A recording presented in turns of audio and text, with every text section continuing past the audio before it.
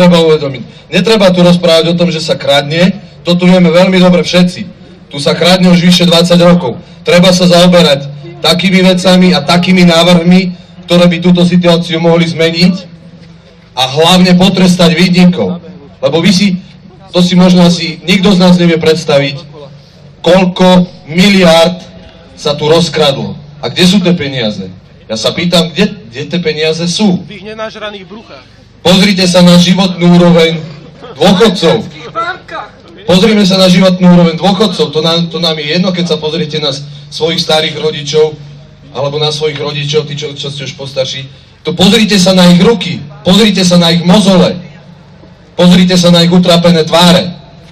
A za celý život driny im títo šmejdi podsunú pár korún, ktoré mu hovoria dôchodok, a ešte majú tú drzosť, že povedia, že dôchodci sú záťaž pre štátny rozpočet. Svine!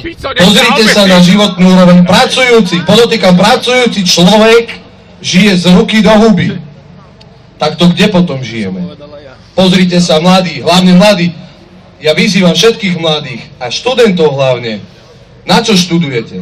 Na hovno! Na čo študujete? Aby bol nezamestnaný. Ako budete mať uplatnenie? Aby odišli Kde z sa krajiny! zamestnáte? A hlavne, akú máte perspektívu? Lebo inak si nezamestnaný tu na... Chcete bývať? Nech sa páči, pôžička alebo úver na 30-40 rokov a splácajte. Aká je teraz situácia na pracovnom trhu?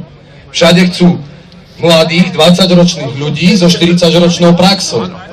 A upratovačka potrebuje rozprávať 3 cudzými jazykmi plynule. A cigánsky! Ficovi! Takže nad týmito otázkami sa treba podľa mňa zamyslieť a nebyť k tomuto ľahostajný, lebo situácia je vážna, je veľmi vážna.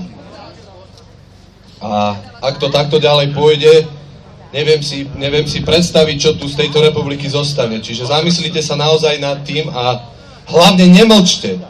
Mlčanie nás zabíja. Pokiaľ my budeme mlčať a nebudeme stále rozprávať o tom, aký marazmus sa tu deje, tak týmto poslúžime iba tomuto zhnitému systému. Čiže rozprávajte sa všade, rozprávajte sa so susedom. Aj keď idete na nejaké podujatie, rozprávajte sa tam, rozoberajte tieto témy a rozoberajte riešenia. A tieto riešenia podávajte ďalej. Združujte sa v skupinkách, vytvárajte niečo ľudia, lebo nedopadne to s nami dobre, pokiaľ to takto ďalej pôjde. A ja stále hovorím, že dnes sme sa tu stretli každý sám za seba. Aby sa mal každý z nás možno lepšie, alebo aby aspoň dokázal žiť ako človek. Sme tu síce každý sám za seba, ale sme tu spoločne za národ. Toto si zapamätajte, spoločne za národ. Ďakujem za pozornosť.